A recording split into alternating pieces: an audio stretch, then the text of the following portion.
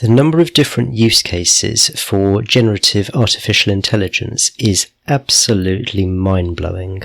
Have you ever thought about how tools like ChatGPT might help you further your career? How they can help you to identify your perfect job, find people to network with, even prepare for interviews? Well, that's what we're going to be talking about in this week's episode. I'm Jeremy Klein, and this is Change Work Life.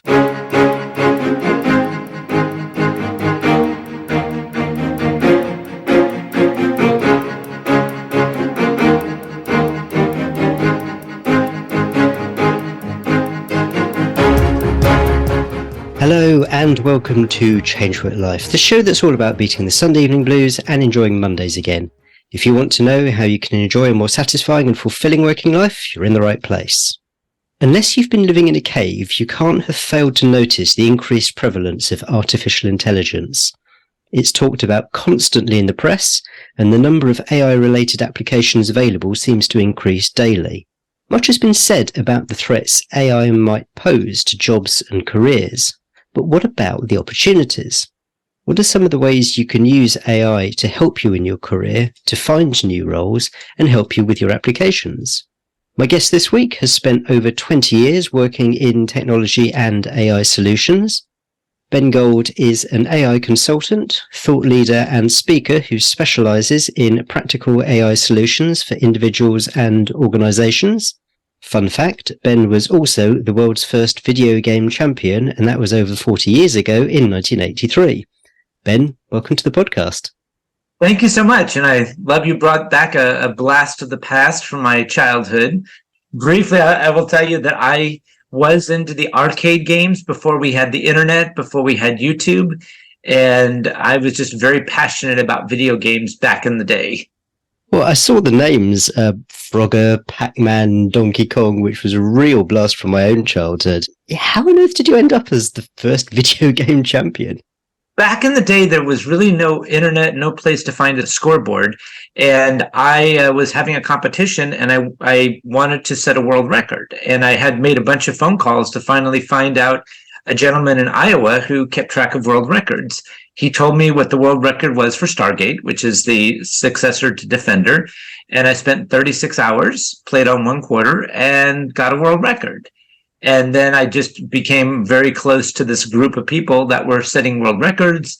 We got invited to go to Life magazine, and then there was a chance to appear on That's Incredible, and I won that competition. So that was really my claim to fame back in the day. Well, let's fast forward to the other end of technology, which I doubt many people even would have imagined at the time that you were competing in all this. I want to take it back to basics first. I mean, everyone has heard of AI, but what are we talking about? I mean, explain it to me like I'm a 5-year-old. What is generative AI and what are large language models? So think of AI as something that's been around for decades. So when we think of search in Google or Netflix recommending a movie or Amazon recommending a product, that is all AI algorithms that are in the background. That's been around. However, up until a year ago, this was something that large corporations that had their own data science teams built out as a way to generally maximize profits. Generative AI is based upon what you would mention a large language model, this ability to crunch billions, and in the case with ChatGPT 4.0, the paid version, that is over 1 trillion data points. Now, the reason why this is important is that it allows this model to predict the next word. So when I say yesterday love was, it would know such an easy game to play, and it would start showing information about the Beatles and things like that. Now, what generative AI did was democratize. So now I don't need a data science team. I don't need millions of dollars, but I can create content, images, videos.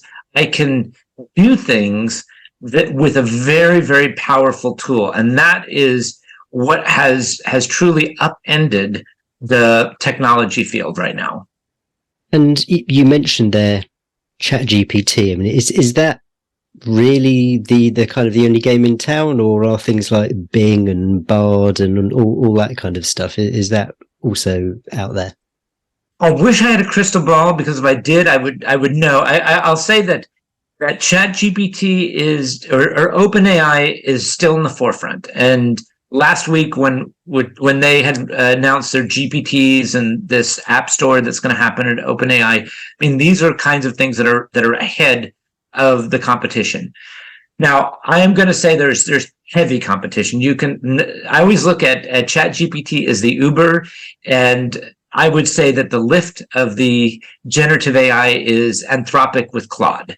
And Claude has a $4 billion investment from Amazon, and up till recently was the only app that really could crunch like large amounts of data. So one of ChatGPT's limitations, which is being fixed right now, is there was a limitation of the amount of text you could use.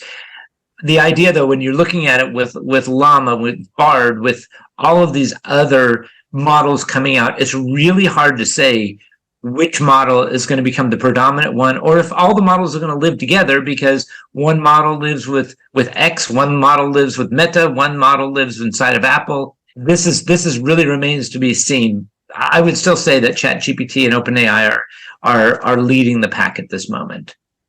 So I think that people are really only just beginning to get their heads around the scope and scale of what this can do if you know the right prompts. So let's talk about getting a job. I mean, at a high level, what are some of the things that ChatGPT or one of these other AI systems can do to help you get a job? That is really good. And one of the things that I find out is I will talk to a lot of job seekers who have not delved into ChatGPT or AI. They're very qualified. They maybe have 20, 30 years of work experience, marketing, HR, and they're asking this question, why is it that when I'm applying to a job, I'm not getting any response? I've sent hundreds of applications, and I'm getting very few interviews. And I kind of go back to them, and I feel like I'm Morpheus giving Neo the red pill. And I'm like, you have to go into ChatGPT and understand the capabilities. This is a technology that can take certain tasks and be 10 times more efficient. So I can build examples. I can counsel somebody who doesn't know their career objectives, and in 1 hour, I can give them the top 5 career objectives. Back in the day, if I had somebody who had no idea what they wanted to do with their life, that would take a month or 2 months, because you got to go and research, and you got to do this and this and this. Now there's ways you put whatever your resume is, you take a personality test, and it will go and give you your top 5 career objectives. It'll tell you why, and then you can delve in. So there's really 6 elements: determining your career objective, updating your resume, networking on LinkedIn, determining your compatibility for a job, applying for a job, and going for an interview. Those are really the 6 main components of where AI can help you. In each of those phases, we can talk about any one of them. There are different techniques. We call them prompts. That is, there's 2 really main elements to be successful at working with any of these large language models: is a prompt, which is a command, and contextual data. Contextual data is information that OpenAI or whatever model you're using doesn't know. So it doesn't know who you are, Jeremy. It doesn't know who I am. But when I say, this is my resume, and this is the social media profile of the person that's interviewing me, here is a job description, I can say, give me the top 5 questions I'm going to be asked. Give me the top 3 concerns this person's going to have about me in this particular role. Give me, rate my answers to responses to those questions based on this person's job, experience, etc. So you can get hyper personalized if you know the right prompts and the right contextual data to give to the platform. Okay, so those 6 items that you mentioned, would you mind just running through them quickly again, and then we'll dive into 1 or 2 of them? So determining career objectives and updating resume. I do a lot of webinars with college students, and that's really where I focus on, are these 2, where they're trying to figure out how do they get out in the world. The next one is networking on LinkedIn. There's a number of ways where you can either comment on posts, which is really powerful, or in terms of doing an invite you want to network and you want to get that 300 character invite so the person will respond to you. That's a really powerful tool. Then it's job compatibility. Okay, here's a job opportunity. Is it really good job for me? And you can take the description, your resume, and you can run an analysis. Then the fifth one is applying. Writing the cover letter, answering any questions that they have on their website, things like that to make sure you hyper-personalize. And then finally, the interview phase. And when you say that AI can do all of these things, are you saying that anyone can do this just with, say, the free version of ChatGPT if you just sign up to an account, or do people need to investigate specific AI-powered tools to deal with each of these particular items? Okay, so you can start with the free version of ChatGPT. So just so you know, I wrote a book called Find Your Next Job with ChatGPT that goes through each of these phases, walks through all the different prompts. My recommendation is this. If you make, let's say, 80,000 pounds a year, let's just say and you're out of a job, I'd invest the $20 a month. It might be, I don't know what it is in the UK, maybe 20 pounds a month or whatever, but this paid version is worth it for that. Think of it, for $20, you're going to get, the paid version is going to generally give you about a 20 to 30% improvement in your output. Now, you mean the paid version of ChatGPT? Paid version of ChatGPT will give you a better output. It'll give you, it's trained on about 1.7 trillion parameters, while the free version is about 250 billion parameters. So it's trained on more parameters. It's more insightful. Now, I'll go a second level that recently this new app store came out, and you can only access that through the paid version. The apps are actually being built right now, which will give even more guidance. So, for example, I've built a couple of apps for fun, and it allows me to take a job seeker that can go, and when you use an app, it can be programmed by that individual for whatever the subject is on making sure the methodology is not generic, but it's based on a certain philosophy. Okay, so paid version of ChatGPT worth it. There are apps within it, but even then, are we still talking about essentially being able to do this within the ChatGPT framework, where you just you write your prompt and you get a response, or are we talking about actually you really do need tools which people have built on top in order to do all this stuff? It's so funny because you can do it yourself. That was one of my initial things that I had worked on a project, which was to create a tool that goes through the entire workflow of these 6 stages and put it into one place. I decided the market wasn't quite ready for that. And it might be that there are tools that you can use that will use some of this methodology. My recommendation, though, is you're best off. So I have a philosophy called an AI first philosophy. You should get your hands dirty, get the paid version of ChatGPT and start playing with it. Learn about the prompts, learn about that, because you're most likely whatever company you work for is right now building tools that are layering generative AI on top of whatever your workflow is. That's happening across the world right now. It's just a good, in my opinion, it's a very good practice. It's to become AI conscious. That is, if you are applying for a job, you should think AI first. Before you write a cover letter, before you analyze anything, run it through the AI. That will save you a lot of time and give you better output. The second thing is if you are unemployed, learn about all the AI tools for your industry. For example, if you're in marketing, learn about DALL-E and Midjourney and any kind of graphics and video AI tools that are out there that can help create content.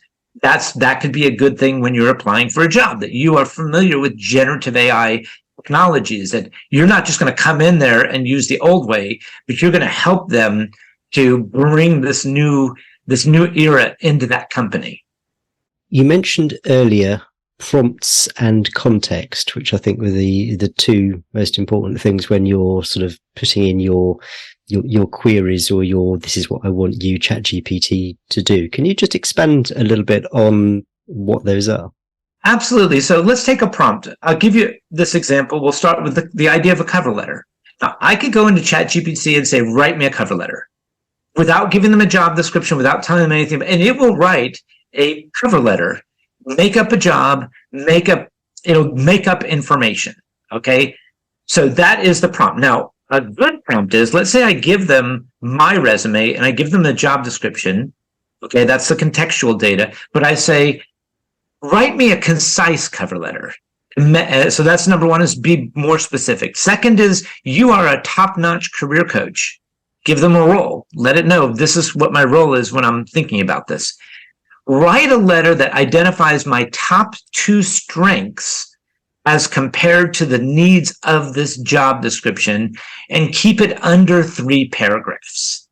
And that'll get you a much better output. Then, if you don't like it, you can say, make it shorter, make it more, get rid of I will sometimes just say, get rid of the flower of the language, because everybody can tell when it's AI, when it says, your amazing posts really got me motivated because of the enthusiasm that you show. It comes up with this verbiage that you're like going, that's obviously AI. You need to make it in a voice. Now that everybody's using this, you want to make it in a voice that sounds like it comes from you.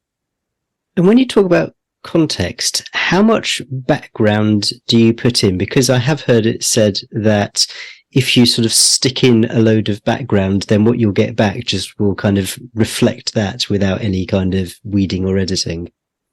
The contextual data, this is where you have 2 elements. The first one is that some of these large language models have a limit. They call them tokens. Think of it as words, that there's a limit of how much data you can give them for them to crunch. And that's one of the things that Anthropic and Claude is better at. So I could go, and with Claude, I can upload a book and say, summarize this book in 3 paragraphs. Okay. Or give me an outline of the top ideas. ChatGPT is just doing this inside of their app store. But you have to have the paid version to be able to do this. So you can give them 150-page text, but if your prompt is direct, the AI will figure it out. If you say, hi, here's a 150-page book, define to me this one component. When do people talk about recruiting? And what are the 5 top methods? And it will go through the entire 150 pages and summarize that point that you're looking for. So let's talk practically about some of those 6 things that you mentioned. I don't think we'll have a chance to go through all of them, but the one I'm going to pick, it's obvious to me because I'm a career coach, is career objective. So, first of all, what's the output that you're looking for when you talk about career objective? What once they finish this process is someone going to have in front of them?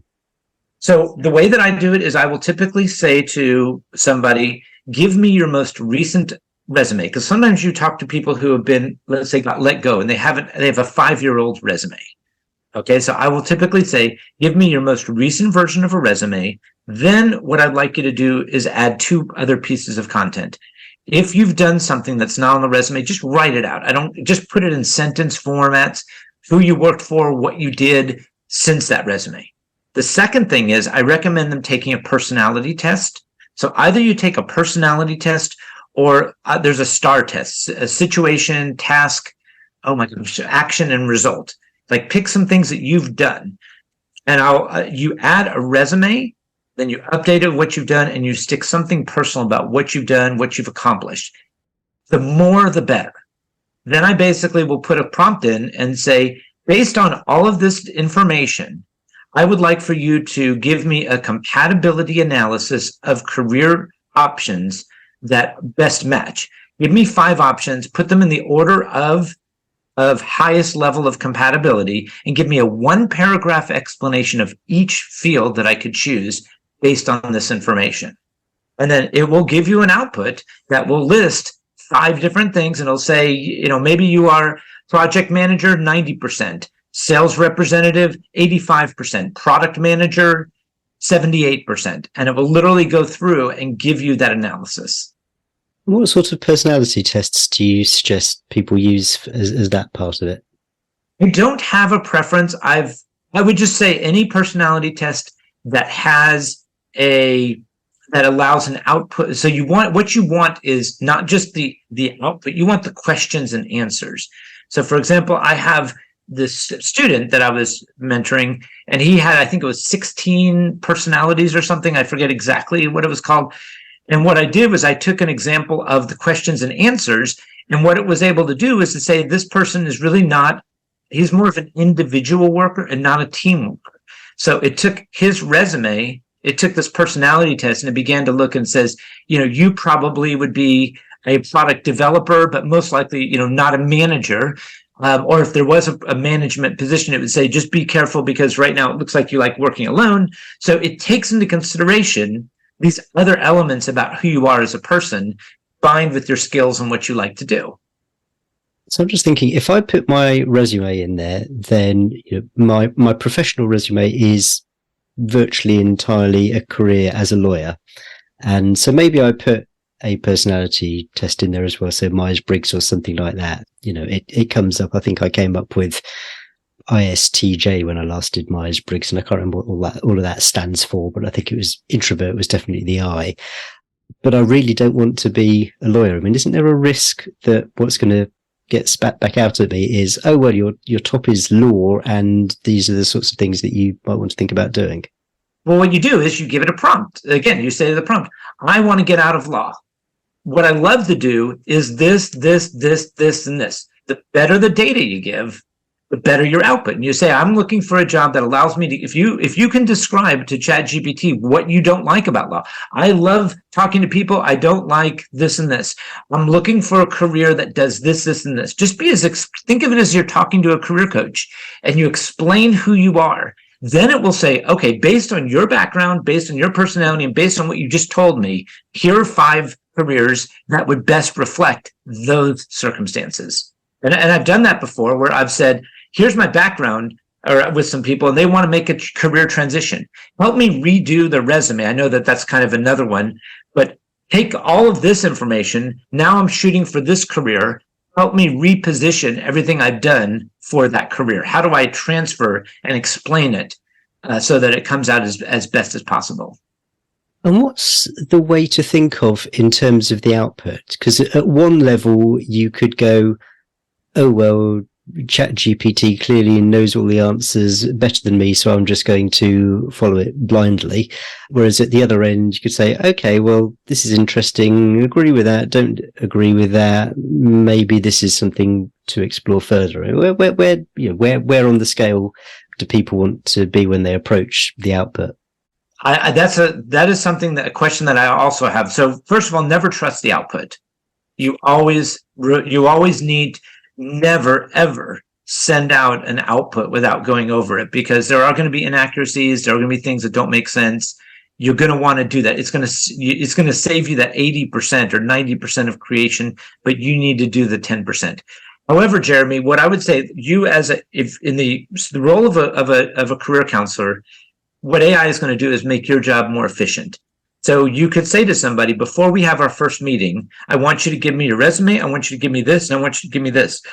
You then can run this data into AI, and you can say to them, hey, based upon what you just said to me, here are some five different careers that you might choose. Which of these are interesting? And what I'll do is maybe they'll say, you know what? I never thought of 2 or 3. Definitely number 4, never. And number 1 is obvious. Okay, that's what I've been doing. And so then you can go in and say, well, can you drill down on number 2? Give me a more detailed explanation of this particular career path. You sit there and do that in real time. So what I see it as, so I recommend every job seeker to go to their career counselor. Okay, use it to update your resume. Use it to determine your career goals.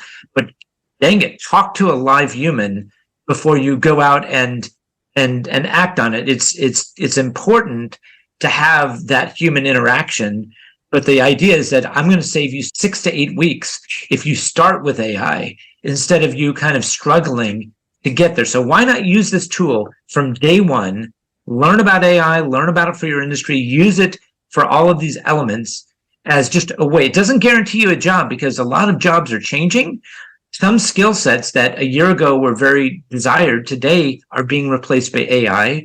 So I'm not saying that you do this and then you're going to have an offer in a week. Some people might have to reinvent themselves, especially like if I'm a content creator, I create content, I write blogs. Okay, you're gonna have a hard time getting paid for writing blogs today. Maybe if you're the best, you might keep some of your clients. But if I were breaking in, I would not put that as my career goal of creative writing. It's because that's AI has absolutely destroyed that. I'm quite relieved as a career coach, right? It's not a career counselor, to hear you say, no, do go and talk to the human. And I think what you've given is a good example of AI less being a threat as an additional tool for the way that jobs are done. And so, yes, it may make processes more efficient. It may mean that there are certain roles which require less manual labor than previously. But I think the overarching message is that there's opportunity to do things differently and better here, rather than for basically computers and robots taking over all the jobs. So it's my personal philosophy is somewhere in between. You have this idea of a dystopia. We'll start the utopia where robots are doing all the work. We're drinking daiquiris on the beach and doing great. That's the one element. The other is this idea, and it is something I'm very concerned about, is that power being concentrated in fewer and fewer corporations, because as AI bots, they can start doing outbound phone calls. Already, the customer service industry is an example of being completely transformed, where you now have these bots that are personalized on the website. They're reducing inbound calls. You have bots that are able to talk on the calls. So the thing is that there are certain kinds of jobs that are being eliminated. There's certain ones being created. And the one thing I will say is, if you don't learn generative AI, then your risk of being replaced is going to be very high. And that's something that is just, I say that to people.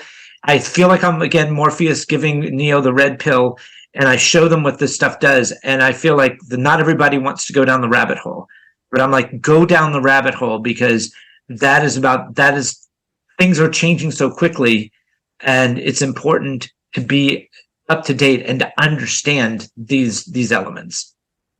I think we've got time to talk about one other of these 6 things that ChatGPT can do in terms of finding a job.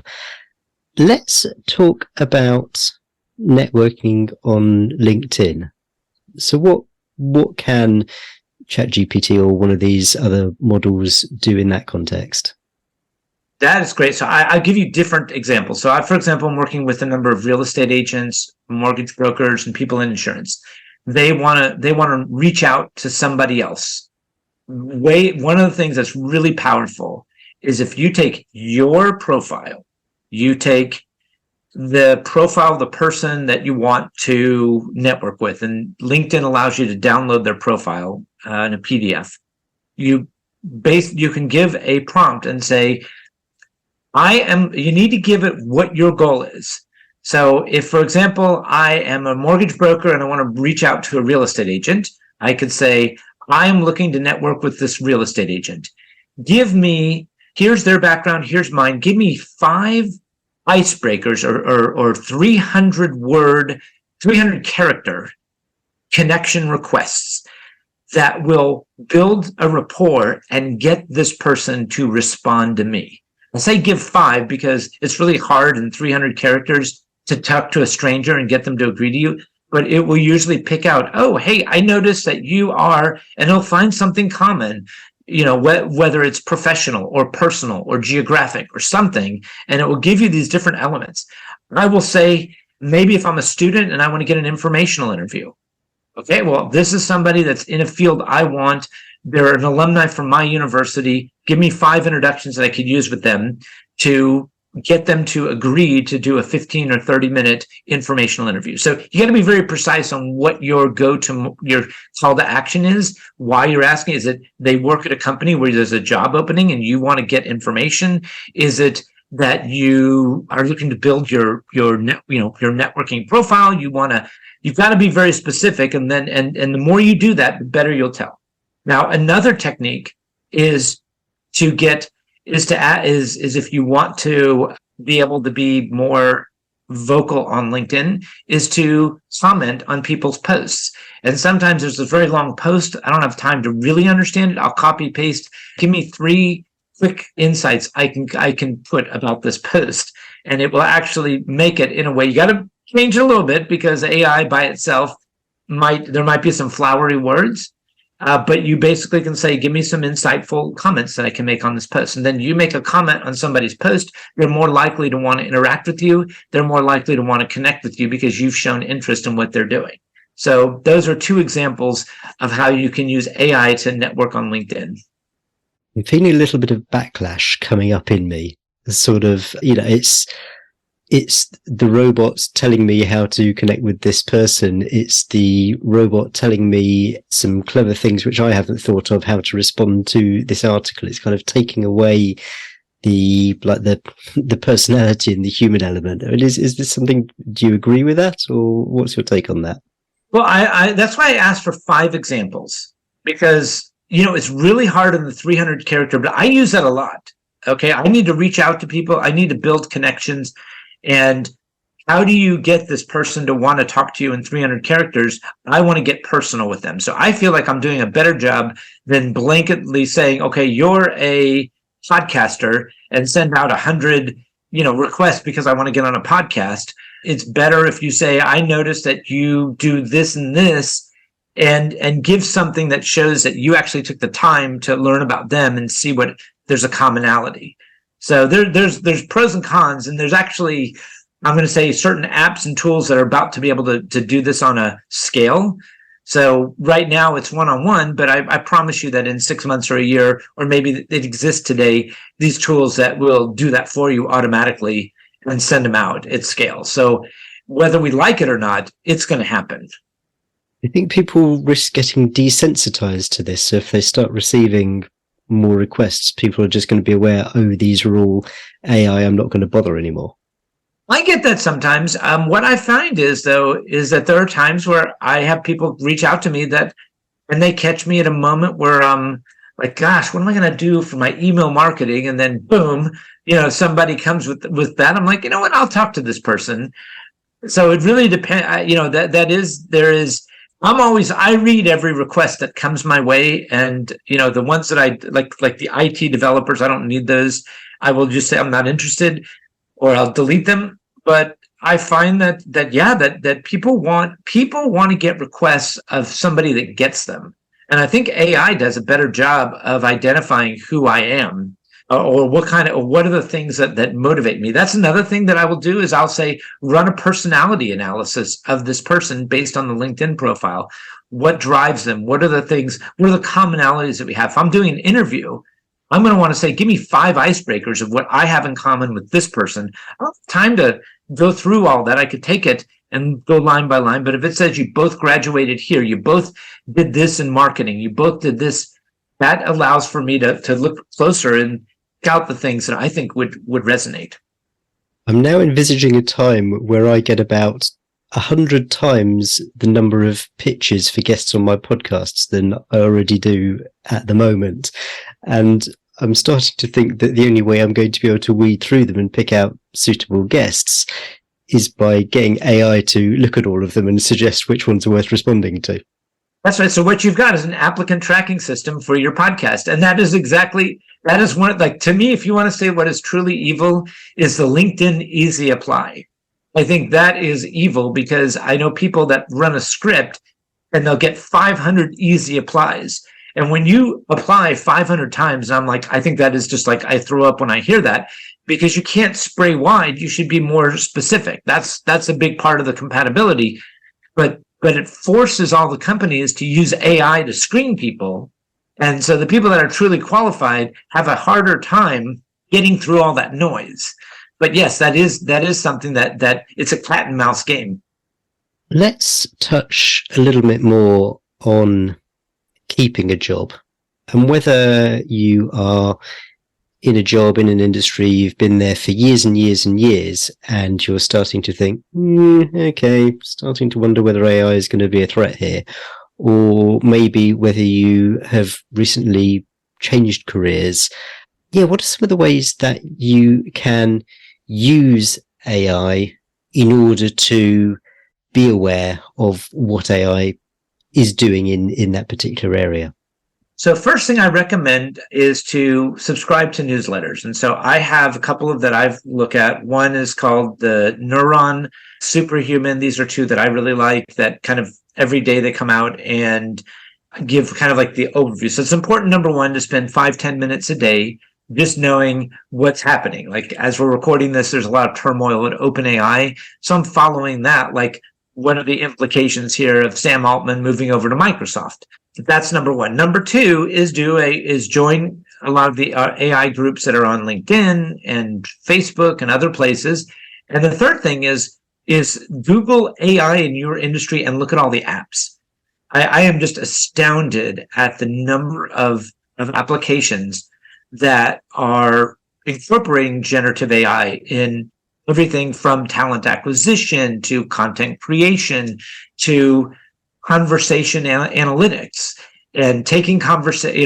For example, I just looked at a number of tools that can take all the conversations like what we're having, your Zoom conversations, and it will analyze it for you. It'll stick all the information into the CRM, into Salesforce. It will tell you your next actions. It'll write your follow-up email. And I've seen some of these that are scary. It'll write your follow-up email right after the conversation's over and allow you to just go in and check it out.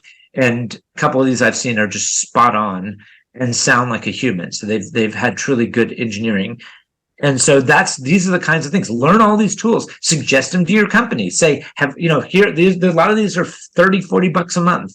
Go to your company. I want to try out 3 AI tools for content creation or for whatever it is. And let me test these out and see if this is good for the company. So when the company is looking at who they're going to keep, they're going to want the people that are innovative, that are suggesting, how do we become better? How do we become more efficient? You want to be that person.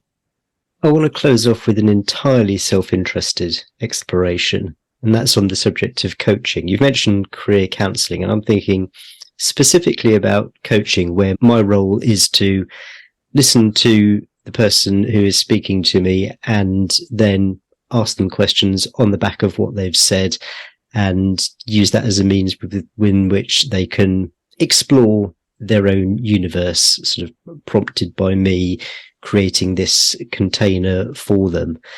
Do I run the risk of being replaced by AI? Is AI going to be able to do that instead of a human? I'm going to say that AI is trying to do that. My recommendation is that if you're the career coach that teaches people how to use AI, that you and teach them, because again, as a career coach, I believe you should explain to them they should have an AI first strategy. They should do all the things that I recommend in terms of understand how it impacts their industry, to become familiar. And then you as a coach become very valuable because there are touch points that you need a human. You need a human for your determining your career objectives and in updating your resume and in the beginning of your networking. Where career coaches fall short is when I've applied to 20 jobs, it's very difficult to get that personalized feedback for every single interaction, and AI can do that. AI can prep you for every opportunity. A career coach usually is going to give you that generic one. So if you understand that and you teach that to your students, they're going to see a big value because you gave them the tools and the insight that they need to succeed. So if someone's approaching all of this for the first time, where's a good starting point? Where's a good primer? Go to openai.com or just type in ChatGPT and get an account. Okay, start for free. I tell everyone, pick a destination. Say, I'm going to Paris for 5 days. See what it does. Then say, I'm going 5 days with my family. Then say, I'm going 5 days and I want to see the top art. And each time you do it, each time you give it more distinct information, you suddenly see how the AI works. Do that. And then once you've gone through that, think about any other problem you have and you'll understand. So that would be number one, is get an account and use it. Number two is, if you think the output is bad or is boring, and I've met a lot of people who said, I tried that ChatGPT and it's really nothing. And I'm like, it's kind of like saying, well, I saw that Lamborghini sitting in my driveway. And yeah, if you don't know how to put the key in and you don't know how to press go and move forward, or whether it's just a Volkswagen, I see that car and I don't know how to drive it, obviously it's just a piece of metal sitting on my driveway.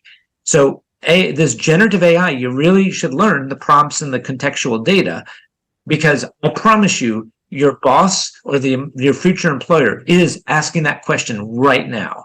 And they will be asking for the next couple of years. And the question is, do you want to be a part of that? Or do you want to be swept away because you didn't make that adjustment? And in terms of specific books, blogs, articles, newsletters, that kind of thing, if someone wants to find a good resource where they can learn more about this, where's somewhere they could try? So I mentioned the Neuron and Superhuman. These are two AI newsletters that are out there. I recommend that to get at least 4 or 5 newsletters. So every morning I get into I have a Google alerts. I have about, at this point, I think almost maybe 5 or 10 different newsletters, and I just skim them and see what's going on. I want to be current. It's really important.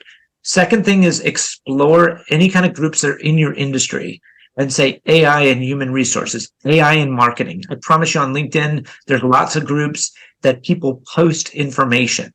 Take these Coursera or these other online courses, some of them are free, about AI, 1 or 2 hours to just get yourself familiarized with generative AI and understand how to use it. So these are things you can do. You do not need to become a data scientist. You don't need to spend a year taking a $10,000 course to be able to survive.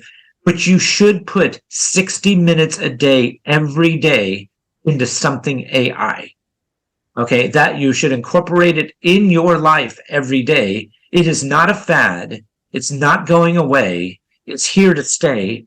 And it's up to you to want to either become a part of this or to watch as it sweeps past you. This has been a very, very interesting introduction to the topic, which I'm sure is going to be extremely helpful for people. If someone wants to find you, where would you like them to go? bengoldai.com. That's my website. It has my resources. I do consulting for individuals and organizations. I've written 2 books, and I do a lot of LinkedIn posts, and so would love to interact with anybody that wants to find me on my website and then my social media profiles. Absolutely, it's a pleasure to talk to people. Brilliant. As always, links to those will be in the show notes. Ben, well, thank you so much for coming on the podcast and for sharing your knowledge. Thank you, Jeremy. I appreciate the conversation. Okay, hope you enjoyed that interview with Ben Gold. A few weeks after this interview was recorded, Ben and I had another session where he demonstrated to me what ChatGPT might be able to do for me in the context of building my own coaching business. And boy, the results were absolutely staggering. For example, I told Ben the sorts of niches which were interesting me at the time. He put them into ChatGPT and it came up with a whole analysis of those niches and suggested some tasks which I could carry out in order to explore them. We looked on LinkedIn at people who might be interesting for me to talk to, and he used ChatGPT to suggest how I could connect with them. I'm always a little bit wary of shiny object syndrome, where you see a new tool and you think, ooh, that looks good, and then you pay for it and then you never use it. But as I've played around with ChatGPT, I just feel like I'm probably going to use it more and more. As always, if you want to find a summary of the key points from the episode, a copy of the transcript, and links to the resources mentioned, the show notes page for this episode is at changewhatlife.com/177. That's changewhatlife.com/177. I said this in relation to the last episode, and I'm going to say it in relation to this one as well. This really does bear sharing. Everyone has heard of AI, but I'll bet that a fairly small percentage of the people you know have actually played around with it and use it, and it's just going to give them an advantage. So do tell people about this. It's really going to help them, and as I mentioned last time, it's going to make you look good too. A bit of a shift of gears in 2 weeks' time when we're going to be talking mental health and burnout in particular. We'll be talking a bit about what burnout is, how you can avoid it, and if you do feel like you're burning out, what you can do about it. It's a really great interview, and it features the 2 hosts of one of my favourite podcasts, so well worth a listen. So to catch that, make sure you've subscribed to this podcast, and I can't wait to see you in 2 weeks' time. Cheers, bye.